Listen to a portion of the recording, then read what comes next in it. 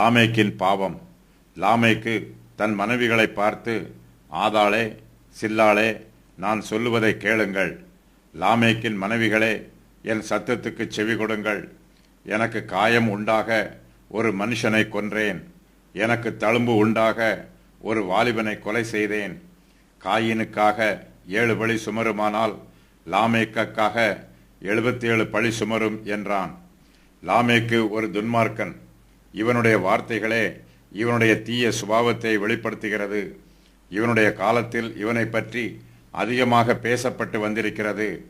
Coin தன் சந்ததிக்கு சாபத்தை கொடுத்தது போல லாமேக்கும் தன் சந்ததிக்கு சாபத்தை கொடுத்திருக்கிறான். லாமேக்கு தன்னை பற்றி சொல்லும்போது, எனக்கு காயமுண்டாக ஒரு மனுஷனை கொன்றேன், எனக்கு தழும்புண்டாக ஒரு வாலிபனை கொலை செய்தேன் என்று சொல்லுகிறான்.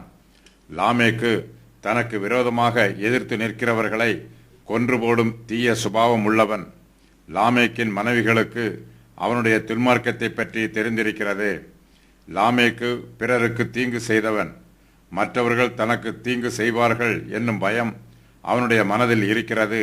ஆகையினால் அவன் தன்னுடைய கொலை பாதகத்தை பற்றி சொல்லும்போது, எனக்கு காயமுண்டாக என்றும் எனக்கு தழும்பு உண்டாக என்றும் சொல்லுகிறான். பட்டயத்தை எடுக்கிறவனுக்கு பட்டயத்தினால் அழிவு வரும். தன்னை யாராவது கொன்று போடுவார்களோ என்னும் பயம் லாமேக்கின் மனதில் இருக்கிறது. லாமேக்கு மற்றவர்களை கொலை செய்தாலும் அவன் தன்னுடைய மனைவிகளுக்கு ஆறுதலான வார்த்தைகளை சொல்லுகிறான்.